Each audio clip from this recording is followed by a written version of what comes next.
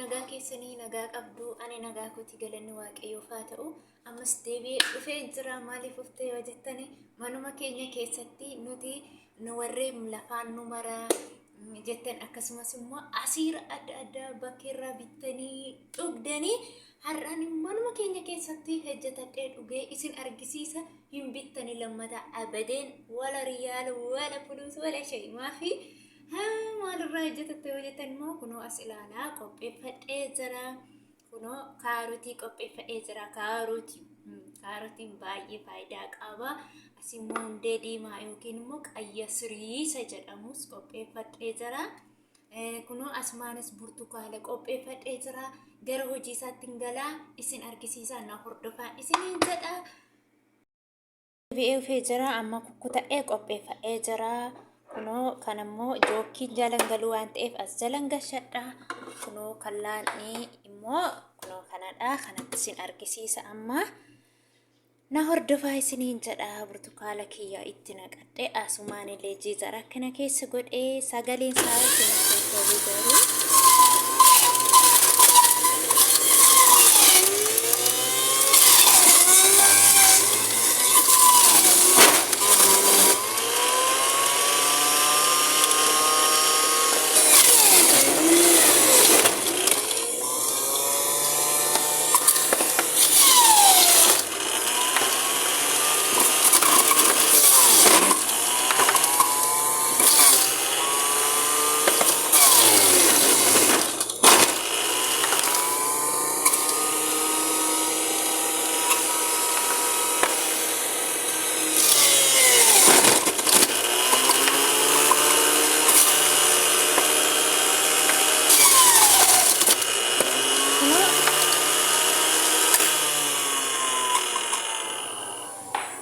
haaluma akkasii hojjetadha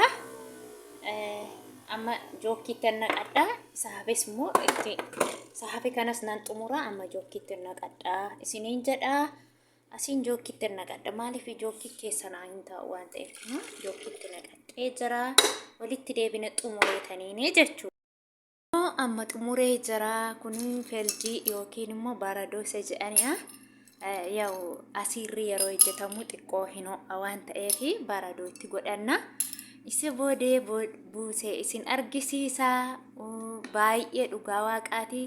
baay'ee faayidaa qaba namoonni lafaan isin maru keessumaa ani yeroo hedduu lafaan na mara kan ugee baay'ee tokko dhugaa waaqaa baay'ee na fayyadee jira ukkuba adda addaarraa baay'ee nama fayyada dhugaa ilaalaa isiniin ja'a isa bakkeerraa bittanirra isa ashagama kartoona adda addaa bittanirra isa kanatu bareedan isiniin jedha kunoo ilaalaa akka yaadutti hin bareeda jedhee yaada isin waan jettan immoo beeku malee kunoo as ilaalaan isiniin jedha koottaa dhugaa tokko kan kooti kun tokko immoo kan abbaa manaa kooti koottaan dhugnaa haa eebbifamu naan jedha walumaan dhugnaa na isin argisiisa sharbaq irraa godheetiin nunoo isin argisiisa amma koottaa kunoo shakaalaan yeroo hundumaa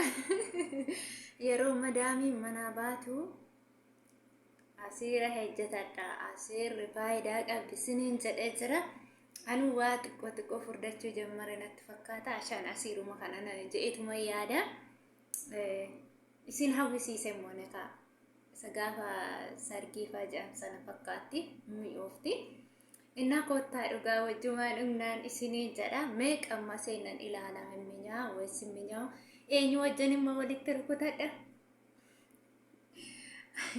jaarsi koo hin rafaa amma inni ka'utti immoo ofuma koo walitti rukutadha yaa'u nam tokkollee bukkee koo jiru shakaalaan hin jirtu as mana kana shakaalaan hin jirtu shakaalaa tokkittiitu jira so waaw akkasasa sakana nan ka'aafi بسم آب والمنفس قدوس أحد أملاك آمين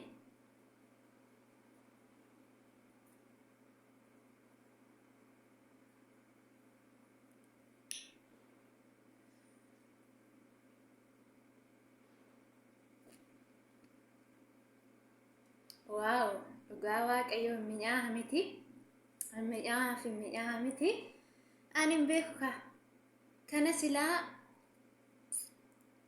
obsii hojjetaa jechuu hin dandeessu. Amma YouTubein kiyyaa yoo isinitti tole immoo like, share, subscribe naa godhaa kottaa dhugaa. Amma guyyaa viidiyoo kabraa walitti deebinutti maasalaama.